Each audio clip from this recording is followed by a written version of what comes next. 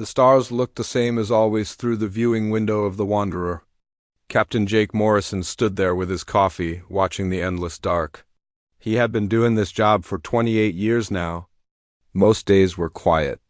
Most days were a routine. That was fine with him. Captain, you should come see this. Amy Chin's voice came through the COM system. She sounded excited, which was unusual. Amy was the communications officer, and she rarely got excited about anything. Jake walked to the bridge. It was a small space, comfortable and worn in. The Wanderer was not a military ship. It was a survey vessel meant for mapping and studying distant space. The crew was only 40 people. They were far from Earth, far from any human colonies, doing the slow work of charting the outer rim. Amy was at her station, staring at her screens with wide eyes. Her dark hair was pulled back in a messy bun, and she had that look she got when she found something interesting in old data. "What do you have?" Jake asked. "I was running my usual analysis on background radiation," Amy said. "You know, my hobby project." Jake knew. Amy spent her free time listening to old space noise. She collected strange signals like other people collected stamps. Most of the crew thought it was boring. Jake thought it was harmless. "I found something," Amy continued. She pressed a button and a sound filled the bridge. It was faint, buried under static, but it was there. A pattern. A rhythm. "Not natural. That's a distress signal," Jake said slowly. "Yes, sir." "And it's old?" "Really old."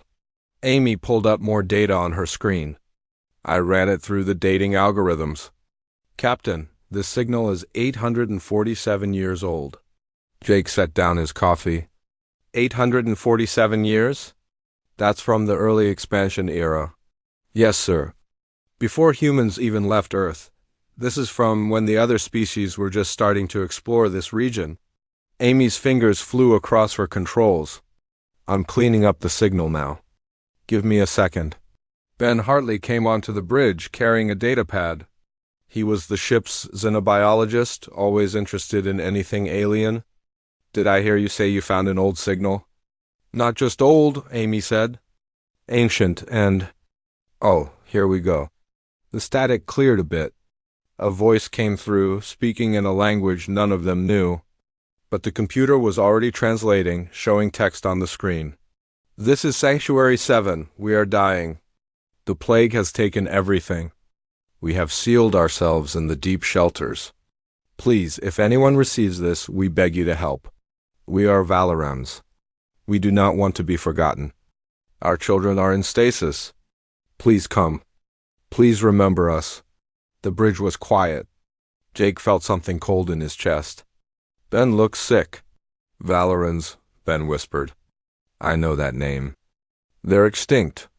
They died out almost 900 years ago. 3 whole star systems went dark.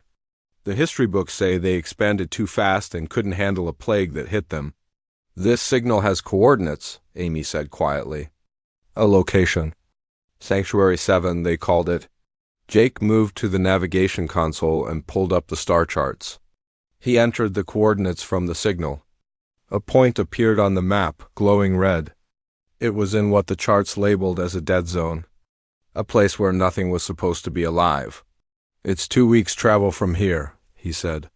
"Captain, regulations say we should report this and continue our mission," Amy said. But her voice said she hoped he would ignore regulations. Jake looked at the message on the screen again.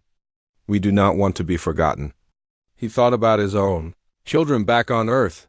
He thought about someone hearing their cry for help and deciding it was not their problem. "Plot a course," he said. "We're going to Sanctuary 7? Amy smiled. Ben nodded. They got to work. Over the next 2 weeks, Amy worked on the signal constantly. She found more details buried in the data. The signal was not in normal frequencies. It was hidden in subspace layers that most species' equipment could not detect. It was almost invisible. That's why no one found it, Amy explained to Jake one evening in the mess hall. Or maybe they did find it and just ignored it. This frequency range is considered junk data by most alien species. They filter it out automatically. But we can hear it, Jake said. Human equipment is different. Earth has so much electromagnetic chaos. Storms, solar radiation, our own technology interfering with itself. We had to build sensors that could pick out signals from incredible noise. We look at frequencies other species consider garbage. Amy stirred her coffee. We can hear things they can't. Jake found that interesting. Humanity's messy, chaotic homeworld had forced them to be better at finding needles in haystacks. Ben spent the 2 weeks researching the Valorans. He filled the crew and during dinner one night. The Valorans were one of the early spacefaring species, he said. They controlled 3 star systems at their peak. Then a plague hit, something biological that spread fast. Within 50 years, all their worlds went silent. The galactic community at the time declared them extinct and divided up their territory. Did anyone try to help them? Someone asked. Ben looked uncomfortable. The records are unclear. There were debates at the Galactic Council. Some species wanted to send aid. Others said it was too dangerous, too expensive, or violated sovereignty laws. In the end, no one went. They just let them die, Amy said quietly. The galaxy moves on, Ben said. But he did not sound like he agreed with it. The Wanderer dropped out of faster-than-light travel at the edge of the system. Warning lights immediately started flashing. The star is dying, the navigator said. It's in late stages of collapse. This whole system is on borrowed time. Jake looked at the main screen. The star was a dull red, swollen, and unstable. Planets were visible in the dim light, but they looked dead. Airless rocks with no signs of life. Find me Sanctuary 7, Jake ordered. It took an hour of scanning. Finally, they found it. A planet in a deteriorating orbit, slowly falling toward the dying star. Its surface was cold and dead, but the scanners showed something else. Captain, I'm reading power signatures, the science officer said. Underground. Deep underground. Something is still running down there. Jake felt his heart beat faster. After 847 years? The readings are faint but steady. There are structures down there. Big ones. And they're still powered. Amy looked at Jake. Her eyes were shining. They might still be there. In stasis, waiting. It's possible, Ben said, but he sounded cautious. But stasis technology fails? Even the best systems degrade over centuries. The chances of anyone surviving that long are not zero, Jake finished. He stood up from his chair. Prepare an away team. I want full environmental gear. We don't know what we'll find down there. Lisa Hayes, the security chief, stepped forward. She was a tall woman with sharp eyes and a protective nature. Captain, this is technically a dead world.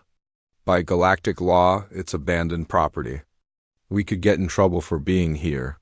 Noted, Jake said. Prepare the away team anyway. Lisa nodded and left to gather her people. Jake went to his quarters to suit up. He looked at himself in the mirror, thinking about what they might find. 847 years was a long time to wait for rescue. It was a long time to hope. His terminal beeped. A message from Amy. Captain, I went deeper into the signal. There's more data. Lots more. I'm sending it to your pad. You should read it before we go down. Jake opened the files on his datapad. His hands went cold as he read. The Valorans had not sent just one distress signal. They had sent dozens, hundreds. They had beamed them in every direction, on every frequency they could generate. They had sent technical data about the plague, offered their technology as payment, begged for medical help, asked for refugee ships, offered to surrender their sovereignty in exchange for rescue, and according to the timestamps and responses Amy had dug up, other species had received the signals. The Galactic Council of that era had debated the issue for months. Some species had offered to help, but the majority had voted it down. Too expensive, too risky, too complicated. The official resolution had been to respect Valoran sovereignty and allow them to handle their internal crisis. In other words, they had decided to let the Valorans die. There were even records of some species actively jamming certain frequencies to stop their own populations from hearing the distress calls. They had not wanted their people demanding rescue missions. Jake sat down hard on his bunk. He felt sick. The galaxy had heard the Valorans, screaming for help, and had voted to ignore them. He stood up and pulled on his environmental suit. He sealed it tight and checked all the connections. Then he headed to the airlock where the away team was gathering. Lisa was there with 4 security officers. Ben was checking his medical scanner. Amy had insisted on coming along, and Jake had allowed it. Ryan Cross, their best pilot, would be flying the shuttle. "Everyone ready?" Jake asked. They nodded. "Then let's go find out if anyone is still waiting for us." The shuttle descended through Sanctuary 7's thin atmosphere. The surface was a frozen wasteland, lit only by the dim red light of the dying star. Mountains of ice stretched in all directions. The temperature outside was nearly 300 degrees below zero. "There," Amy said, pointing at her scanner. "That's the entrance to the underground facility." Ryan brought the shuttle down near a massive door set into the side of a mountain. It was made of some dark metal that had not corroded despite. The corridor stretched deep into the mountain. The walls were smooth and covered with frost that melted as the temperature system struggled back to life. Every 20 meters, lights blinked on as they walked, as if the facility was waking up after a very long sleep. Jake's suit sensors showed the environment outside was deadly, but inside the corridor things were warming. The atmosphere was thin but breathable, or at least it had been once.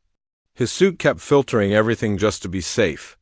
"This place is massive," Ben said, looking at his scanner. "The facility goes down at least 2 kilometers. There are dozens of levels. This wasn't just a shelter, this was an arc." They reached a junction where the corridor split in 3 directions. Amy found another control panel and accessed it. Her eyes went wide as data flowed across her helmet display. "Captain, I'm in their system. It's old, but still running. This place was designed to house 15,000 people in cryostasis. It has power generators that can run for 1,000 years, water recycling, air processing, everything needed to wait out the plague and rebuild." 15,000, Lisa repeated softly. "That's a small city." They chose the central corridor and continued deeper. The walls began to show more details now. There were windows looking into rooms filled with equipment. Libraries with thousands of data crystals. Medical facilities. Gardens sealed behind thick glass, long dead but preserved. This had been a place of hope. Ryan found something on a wall and called them over. It was a display panel still working. Text scrolled across it in Valoran language. Ben read it aloud. "It's a record. A log entry from the last days." His voice was quiet. "It says, 'Today is day 847 since the last transmission from the homeworld. The plague has taken everything. We have sealed the last of the children in cryosleep. 15,000 souls rest here, waiting for a future we pray will come. We have sent signals to every star we know. Surely someone will answer. Surely someone will remember us. We will sleep now. When we wake, may it be to friendly faces and open skies.'" No one spoke for a moment. "When was that written?" Jake asked. Amy checked her equipment. 846 years ago. About a year after the first distress signal. They had been waiting all this time. Jake felt the weight of it pressing on him. They continued down. The facility was enormous. They passed level after level. Storage rooms filled with supplies, workshops, schools, everything needed to rebuild a civilization. It was all preserved, waiting. Finally, they reached the main chamber. The doors opened, and they all stopped. The room was vast, like a cathedral carved from stone.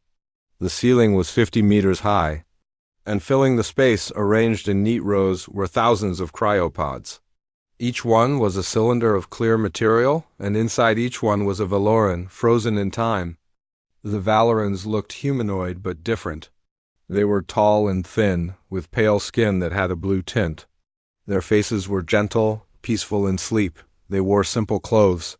Some held small items, a book, a toy, a picture, things they wanted to carry into the future. 15,000, Ben whispered. "They're all here." But as they walked closer, Jake saw that something was wrong. Many of the pods were dark. The control panels on them showed red lights instead of green. He approached one and looked inside. The Valor in there looked wrong, frosted, damaged. "These pods have failed," Lisa said, checking another. "Look, the power connections are corroded. The cooling system stopped working." Amy was at a central control station pulling up data. Her hands shook as she worked. "Captain, I'm reading the facility status. The system has been failing for centuries. The power supply is stable, but the individual pod connections have been degrading. Of the 15,000 pods," she stopped. Jake saw tears on her face inside her helmet. "How many?" he asked, though he did not want to know.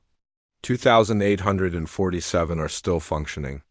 The rest failed over the years, some in the first century, some just decades ago. The last pod failure was 3 months ago. Jake did the math in his head. Out of 15,000, less than 3,000 remained. More than 12,000 had died waiting for a rescue that never came. They had survived the plague. They had made it to safety. And then they had died. In their sleep, one by one, over 8 centuries because no one came? Can we save the ones still alive? He asked. Ben was already scanning the active pods. "Maybe the cryotechnology is different from ours, but the principles are the same. We can do it, but we need to be careful. If we wake them too fast or in the wrong environment, the shock could kill them." "We also have a problem," Amy said. She pointed at the main power display. The primary generator is failing. It's been running for almost 900 years beyond its designed lifespan. According to these readings, we have maybe 72 hours before total system collapse. When that happens, the remaining pods will fail too. 72 hours to save nearly 3,000 people. Jake's mind raced. The Wanderer could not hold that many. They would need more ships, more help. "I'm calling this in," he said. He opened a channel to the ship. "Wanderer, this is Morrison. We have a situation." He explained what they found. On the other end, he heard gasps and whispers from the bridge crew. "Contact Earth immediately," he ordered. "We need every ship that can get here fast. Medical teams, cryospecialists, transport vessels, and contact the Galactic Council. Tell them we found survivors of an extinct species and we're mounting a rescue operation." There was a pause. Then the communications officer on the Wanderer spoke carefully. "Sir, the Council has regulations about extinct species. We're supposed to request permission before taking any action. The process usually takes several months of review." "We don't have months. We have 3 days," Jake said flatly. "Send the notification, but we're not waiting for permission. Start the rescue now." "Yes, sir." Lisa was looking at him with concern. "Captain, you know, this could end your career. Going against Council regulations, interfering with protected ruins, unauthorized revival of an extinct species. They have laws about all of this." "I know," Jake said. He looked at the pods, at the sleeping faces. "But I'm not leaving them to die because of paperwork. We'll handle the consequences later." He turned to his team. "Ben, start figuring out the revival process. Amy, see what other data you can pull from the system. I want to know everything about these people. Lisa, get more crew down here. We're going to need to work fast." They scattered to their tasks. Jake walked among the pods looking at the faces. There were elderly Valorans, young adults, children. So many children, all waiting for a rescue that had been 847 years late. He stopped at one pod that held a small Valoran child, maybe 8 or 9 years old in human terms. The child held a stuffed animal, something that looked like a cross between a bear and a rabbit. The nameplate on the pod said Kira. Just a child, frozen in time, waiting for someone to care. Jake made a silent promise to that child, to all of them. He had found them. He would not let them down. Over the next hours, the crew of the Wanderer worked like they had never worked before. They brought down equipment and set up a medical station. Ben and the medical team studied the cryopods and figured out the revival process. It was delicate work. Wake someone too fast, and their cells would tear apart. Too slow, and they would not survive the transition. Amy discovered more logs in the system. She brought them to Jake. "You need to see this," she said. Her face was pale. The logs detailed the last months of the Valoran civilization. The plague had been terrible. It attacked the nervous system, spreading faster than they could contain it. 90% of their population died in the first year. The survivors retreated to sealed facilities like this one, but the most painful part was the record of their attempts to get help. They had sent out distress calls for years. The logs showed responses. Automated acknowledgments from the Galactic Council. Messages saying their plea had been received and was under review. And then there were the debates. Amy had found the actual council meeting records from that time. Jake read them with growing anger. Species after species had made excuses. The Threen said medical intervention would be too risky. The Kalvar said they could not afford refugee ships. The Murax argued that it would set a bad precedent to rescue every species that encountered problems. The vote had been called. 73 species voted against sending aid. 21 voted in favor. 36 abstained. The Valorans had been left to die by committee vote. "There's more," Amy said quietly. She showed him another file. Some species actively jammed the Valoran distress frequencies in their own space. They didn't want their populations to hear the calls for help. They were afraid their people would demand rescue missions. Jake closed his eyes. This was not just neglect. This was deliberate. The galaxy had heard people screaming and had chosen to channel. Why? He asked. Why would they do this? Economics, politics, fear, Amy said. The files suggest that taking in millions of Valoran refugees would have destabilized trade agreements. Some species were already in disputes over Valoran territory and didn't want to complicate things. Others were simply too comfortable to want to help. The reasons don't matter. They let them die.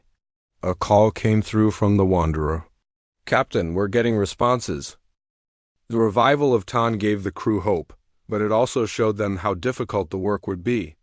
Each person needed careful monitoring. The cryo-sleep had been long, far longer than the technology was designed for. Bodies were fragile. Minds were confused. Every revival was a delicate process that could not be rushed, and they were running out of time. 51 hours until system failure, Amy announced from the central control station. She had not slept. None of them had. There was too much to do. Matt Cooper, the engineer, was working on the power systems. He was covered in sweat despite the cold, lying on his back under a massive generator that hummed and clicked in disturbing ways. "This thing is held together by hope and prayer," he called out. "I can buy us maybe another 12 hours, but that's it. The core is degraded beyond repair. When it goes, it'll go fast." Jake looked at the numbers. Nearly 3,000 pods still active. They had revived 40 people so far. Even with more ships coming from Earth, they could not possibly wake everyone safely in the time they had. "We need to move them," he said. "The pods are portable, right?" Ben looked doubtful. "Theoretically, but they're delicate. Each one has specific power requirements and monitoring systems. If we disconnect them wrong or the transfer takes too long, the people inside will die. Can we move them while they're still in cryosleep? Keep them frozen during transport?" Matt crawled out from under the generator. "Maybe we'd need to build portable power units for each pod. Something that can keep them stable during the move to the ships. But designing and building 3,000 power units in 2 days?" He shook his head. "That's impossible." "Impossible means it will be difficult," Lisa said. She had that determined look she got when she had made up her mind. "Not that we won't try." Jake made the decision. Split the crew into 3 teams. Team 1 continues careful revivals for anyone who's medically unstable. Ben, that's you. Team 2 works on portable power units. Matt, you lead that. Make them as fast as you can. They don't have to last forever, just long enough to get the pods to the ships. Team 3 starts planning the logistics of moving pods. Lisa, that's yours. Amy, you coordinate everything and keep me updated. They scattered to work. Jake stayed in the central chamber, walking among the pods. He had to know who they were trying to save. These were not numbers. They were people. He found a section where family groups were clustered together. Parents with their children, the nameplates told stories. The Chung family, mother, father, and 3 children. The Valos family, 2 parents and twin babies. The Kieran family, a single mother with 5 children of different ages. Jake stopped at one pod. A young Valoran female, maybe 20 in human terms. Her nameplate said, Myra, teacher. She held a book in her frozen hands. Even in cryosleep, she had not let go of it. We'll get you out, he promised her, all of you. A voice spoke behind him. You are the leader? Jake turned. Tan was there, supported by Nina. The elderly Valoran was weak but insisted on being up. He wore a human blanket wrapped around his shoulders and walked slowly, but his silver eyes were clear and alert. I'm Captain Jake Morrison, Jake said. You should be resting. I have rested for 800 years, Tan said. A slight smile crossed his face. I need to understand. Your doctor told me how long we slept. She told me about the signal. You heard us after all this time? We heard you, Jake confirmed, and we're going to get everyone out. But I won't lie to you, it's going to be close. The facility is failing. Tan looked around the chamber at the thousands of pods. So many gone already. I can see the dark ones, failed pods, his voice cracked. We lost so many to the plague, and now to time itself. We'll save everyone we can, Jake said. I promise you that. Tan studied him for a long moment. You are human, yes? I have heard of your species. Young, new to the stars. Your world is classified as a death world. Dangerous. Why would you risk so much for us? Because it's the right thing to do, Jake said simply. Tan shook his head slowly. The galaxy does not work that way. I know. I was there at the end. We called for help. We begged, and the answer was silence. Why are you different? Jake did not know how to explain it. Maybe because we come from a difficult world. Maybe because we're too stubborn to give up. Or maybe we're just not smart enough to know when something is impossible. Tan laughed, a rough sound. Not smart enough, I like that. He became serious again. Captain, there is something you must know. The data cores here contain all our history, our science. Our art. If something happens, if you cannot save us all, please save the data. Let something of the Valorans survive. We're saving both, Jake said firmly. The people and the history. Over the next 20 hours, the impossible happened. Matt and his team built portable power units. They were rough, barely tested, but they worked. Each unit could keep a cryopod stable for 6 hours. Enough time to move them to the ships. The first ships from Earth arrived. Transport vessels, medical ships, even a few military frigates. The captains were all volunteers who had pushed their engines to maximum to get there fast. Humanity had heard about the forgotten Valorans, and they had come running. Jake had never been more proud of his species, but as the ships arrived, so did trouble. A Galactic Council enforcement fleet dropped out of faster-than-light travel at the edge of the system. 6 ships, heavily armed, led by a vessel called the Adjudicator. Captain Morrison, this is Enforcer Zixroth of the Galactic Council, a voice said over the communication channel. The translation made it sound cold and bureaucratic. You are ordered to cease your unauthorized operation immediately. This is a protected site under the Archaeological Preservation Act. You are in violation of 17 different regulations. Jake looked at the screen showing the council ships. They were maintaining distance but clearly ready to enforce their orders. Enforcer Zixroth, this is Captain Morrison. We are conducting a rescue operation. There are living people here who need help. The Valorans are classified as extinct. This site is historical property. You do not have authorization to disturb it. They're not extinct, Jake said, his voice hard. There are nearly 3,000 of them still alive in cryopods. We're getting them out. There was a pause. Impossible. The Valoran species has been extinct for 800 years. Any claims of survivors must be verified through proper channels. This process requires council approval, which takes a minimum of 6 months. We don't have 6 months. We have about 30 hours before the facility fails completely. Then everyone still in cryosleep dies. We're not waiting for your paperwork. Captain, if you do not comply, we are authorized to use force to secure the site. This is your final warning. Jake looked at his crew. They looked back at him with determined faces. Lisa had her hand near her weapon controls. Amy had already rerouted his shields. They were ready to fight if they had to, but fighting council ships would be suicide, and it would not help the Valorans. "Tell them we need help, not threats," Amy whispered. Jake nodded. He opened the channel again. "Enforcer, we're sending you medical data. Records from our doctors examining the cryopods. We're sending you video of Tan, the first Valoran we revived. Look at the evidence. These are living people. He transmitted everything. Medical scans, video of Tan speaking. Records from the facility showing active life signs in thousands of pods." There was a longer pause this time. "The data is being reviewed," Zixroth said finally. His tone had changed slightly. Less certain. "However, even if survivors exist, proper protocols must be followed. The Council must discuss the legal status of a formerly extinct species, refugee settlement rights, political complications. This is not a simple matter." "It is a simple matter," Jake said. "People are dying. We save them. That's the only protocol that matters." "You're being emotional and inefficient," Zixroth said. "This is a human failing. The galaxy operates on order and regulations for good reasons." Jake felt his temper rising. "Your order and regulations left these people to die 800 years ago. We found the records. The Council received their distress calls. You debated and voted and decided it was too inconvenient to help. And now you're here to stop us from fixing your mistake?"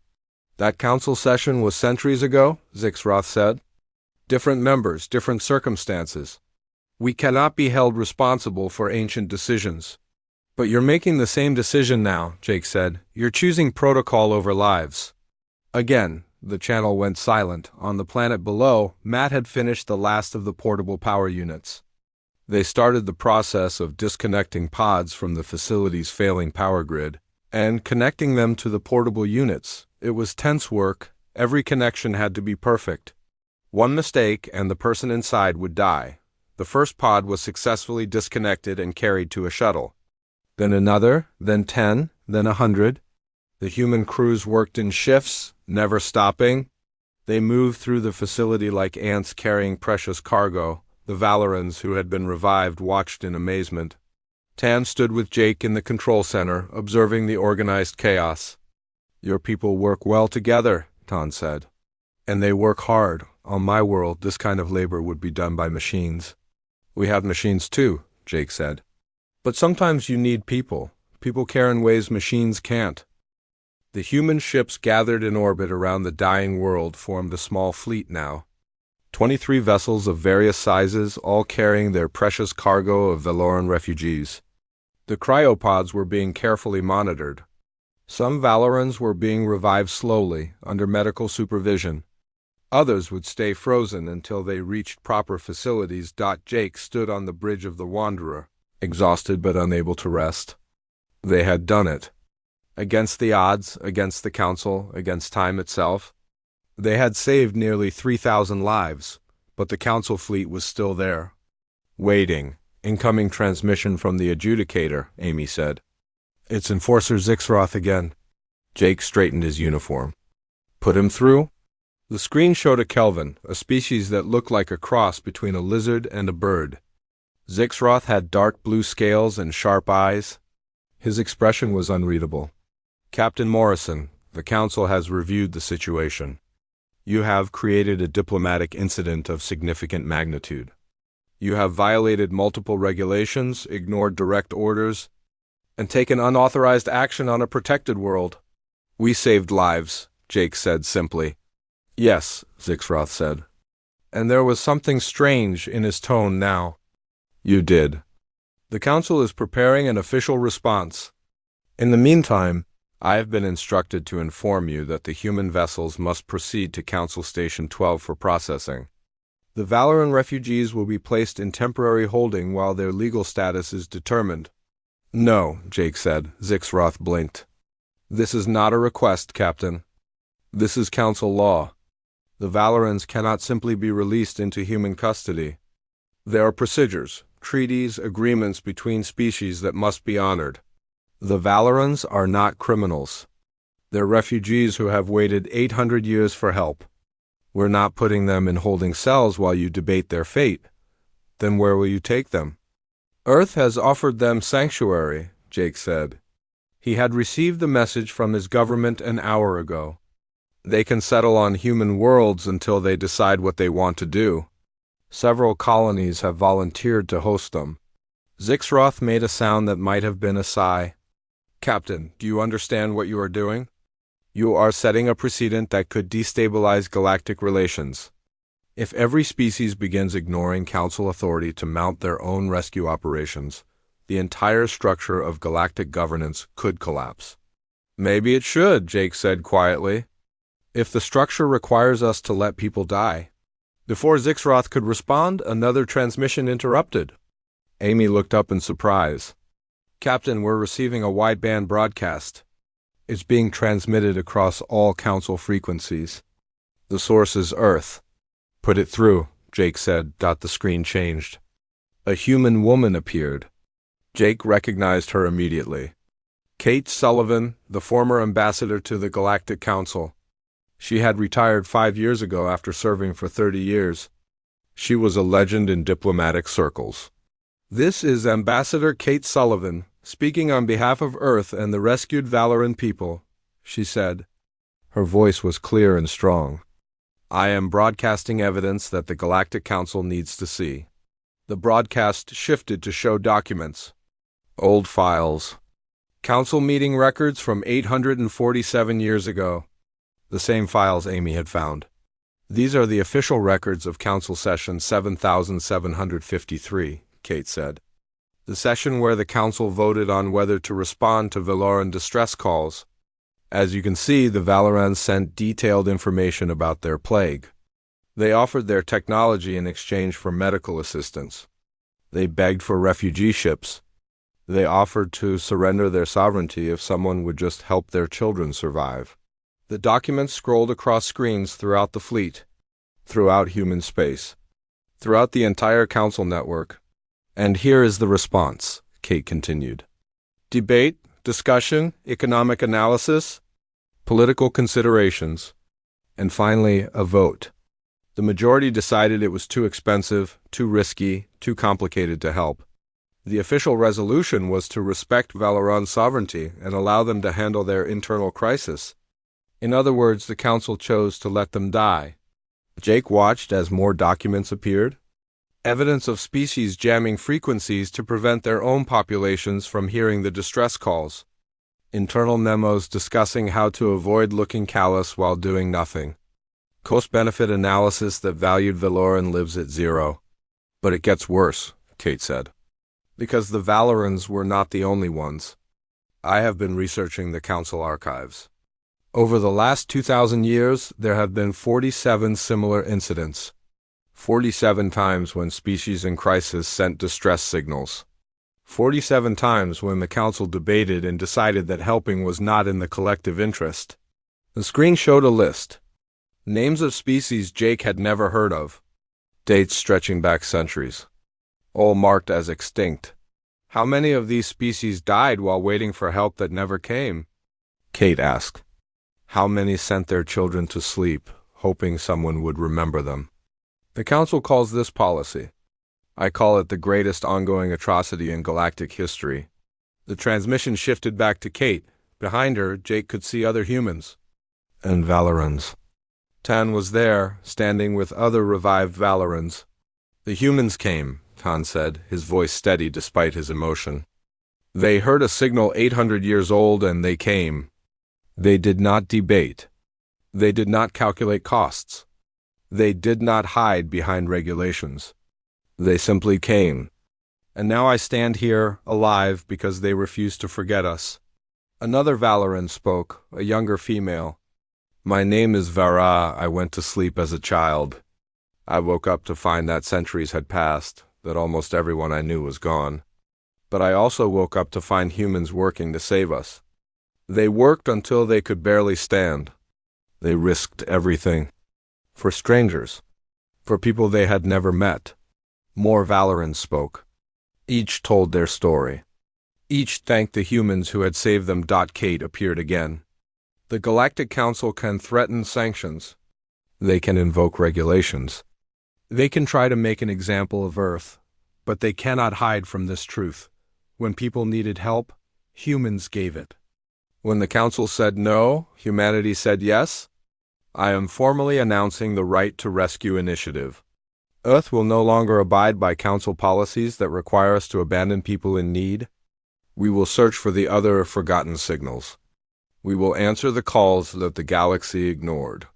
And if the Council wants to sanction us for saving lives, then let them explain to their own people why compassion is illegal. The transmission ended. The bridge of the Wanderer was silent, then Amy started to laugh. It was a tired, slightly hysterical sound. She just declared war on the entire galactic bureaucracy. No, Lisa said with a slight smile. She declared that humans have a different definition of what matters. That's more dangerous. The screen flickered back to Zixroth. The enforcer looked shaken. Captain Morrison, I need to contact my superiors. This situation has become significantly more complex. Take your time, Jake said. We'll be here. The transmission ended. Jake sat down heavily in his command chair. His whole body hurt. He had not slept in almost 3 days. But they had done it. They had saved the Valerons and started something bigger. Captain, we're receiving messages, Amy said. Lots of them. From all over human space. People are volunteering to help search for other signals. Scientists, explorers, even retired survey crews. Everyone wants to help find the forgotten. And we're getting messages from other species too, Amy continued. Some are angry, but some are supportive. There's a message here from the Threen Medical Consortium. They're offering to help with Valoran medical care. They say they voted against the rescue 800 years ago and want to make amends. More messages came in. A mixed response from across the galaxy. Some species were furious at humanity's disregard for Council authority. Others were asking quiet questions about their own history. Had their ancestors abandoned people in need? Were there signals they had ignored? Jake looked at the planet below, now dark and dead. Sanctuary 7 had given its last gift, but the Valerons lived. They had a future now. Sir, Tan is requesting to speak with you, Amy said. He's on the transport ship Morning Star. Jake accepted the call. Tan's face appeared on screen. The elderly Valoran looked stronger now, more alert. Captain, I wanted to thank you personally, Tan said. You gave my people a miracle. We had lost hope. We thought we would die forgotten in the dark. But you remembered us. We couldn't forget, Jake said. Not once we knew you were there. That is what makes you different, Tan said. The galaxy moves on. It forgets. But humans remember. You remember and you care and you act. This is both your weakness and your greatest strength. Weakness? Jake asked. The Council will not forgive this easily, Tan said. You have challenged the fundamental order of how the galaxy operates. There will be consequences, political isolation, economic pressure. Some species will see humans as dangerous radicals. I know, Jake said. But you did it anyway, Tan continued. For strangers. For people who cannot repay you. This is not logical by galactic standards. It is wasteful, inefficient, emotional. He smiled. It is beautiful. Jake felt something in his chest tighten. What will you do now? The Valerans, I mean? You have a chance to rebuild. We will rebuild, yes, Tan said. But not alone. If humans will have us, we would like to build alongside you. We have knowledge to share. 3 months had passed since the rescue at Sanctuary 7. Jake stood in front of a review board on Earth, watching serious faces judge his actions. The room was formal and cold, designed to make people feel small. It did not work on him anymore. Captain Morrison, the lead investigator said, reading from a datapad. You violated 17 Council regulations. Ignored direct orders from a Council enforcer, risked starting a diplomatic incident. and committed Earth to an unauthorized rescue operation that has cost billions in resources and political capital. Do you understand the severity of these charges? I do, Jake said calmly, and yet you show no remorse? I saved 2,809 lives, Jake said. I would do it again. The investigators whispered among themselves. Finally, the lead investigator looked up. This board finds that while your actions were technically illegal, they were morally justified. The charges are dismissed. Furthermore, you are being promoted to coordinator of the new search and rescue initiative. Congratulations, Captain. Jake blinked in surprise. I thought I was being court-martialed. You were, the investigator said with a slight smile. But then public opinion got involved. And the politicians decided that prosecuting the man who saved the Valorans would be political suicide. Besides, someone needs to lead this new mission. You seem qualified. Jake left the hearing room in a daze. Outside, his crew was waiting. They cheered when they saw his face. Not guilty? Lisa asked. Promoted, Jake said, still not quite believing it. Amy hugged him. Good, because we found another signal. And you need to hear it. They went to the new search and rescue headquarters, a building that had been set up quickly to coordinate the growing effort. Inside, banks of equipment were listening to every frequency. Analyzing decades of stored data, looking for patterns, Amy led Jake to her station. This one is different. It's not as old as the Valoran signal, only 300 years. But it's stronger. They were still sending when they went silent. She played the signal. A voice spoke in a language the computer translated. This is Outpost Harmony. We are the last. The war reached us despite the distance. Our ships are destroyed. We have children here, scientists, teachers. We are not soldiers. Please, someone, anyone. We need evacuation. Coordinates follow. Please hurry. The signal repeated. Then it stopped abruptly, as if cut off. Where? Jake asked. Amy showed him the star map. The Viridian Cluster. It's in neutral space now. But 300 years ago, there was a war there. Two species fighting over resources. Outpost Harmony was a research station caught in the middle. Did anyone respond to their signal? Amy's face was grim. Both sides in the war acknowledged receiving it. Both claimed the other side should evacuate them. Neither did. The war ended 2 years after the signal stopped. The outpost was written off as a casualty. 300 years is a long time, Lisa said carefully. Even if they had shelters like the Valorans. We have to check, Jake said. Someone has to go. It's already approved, Amy said. The Wanderer leaves in 2 days. And we're not going alone. 5 other ships are coming with us, including 1 Valoran vessel. Jake looked at her in surprise. The Valorans built a ship already? With help from human engineers, Amy said. They named it the Remembrance. Tan will be commanding it. He said the Valorans have a debt to pay forward. 2 days later, the small fleet gathered in orbit around Earth, 6 ships, human and Valoran, ready to search for another forgotten voice. Jake stood on the bridge of the Wanderer as they prepared to depart.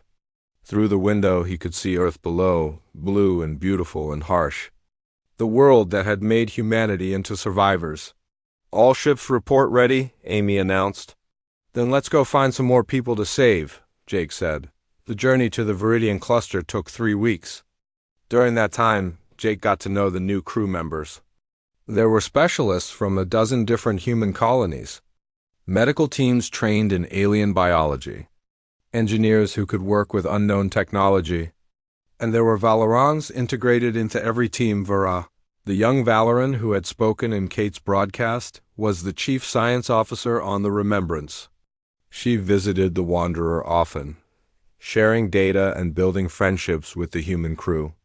It feels strange, she told Jake during one of these visits, to be the rescuer instead of the rescued. But it also feels right. Like this is what I was meant to do. How are your people adjusting? Jake asked. To Earth? To humans? To the future? Better than expected, Vara said. Your world is so different from ours, louder, busier, harsher in many ways, but also full of life and energy. My people feel hopeful. We have children being born now. The first new Valerons in centuries. They will grow up in a galaxy where they are not alone. You're not alone, Jake agreed. You never will be again. When they reached the Viridian cluster, they found a battlefield frozen in time. Destroyed ships drifted in orbit around dead planets. The war had left scars that were still visible 3 centuries later. I'm reading power signatures on the 4th planet, the science officer reported. Very faint. Deep underground. They approached carefully. The planet's surface was scarred with impact craters. Outpost Harmony had been built inside a mountain. Similar to Sanctuary 7, when they found the entrance it was sealed but intact. Life signs? Jake asked. Uncertain.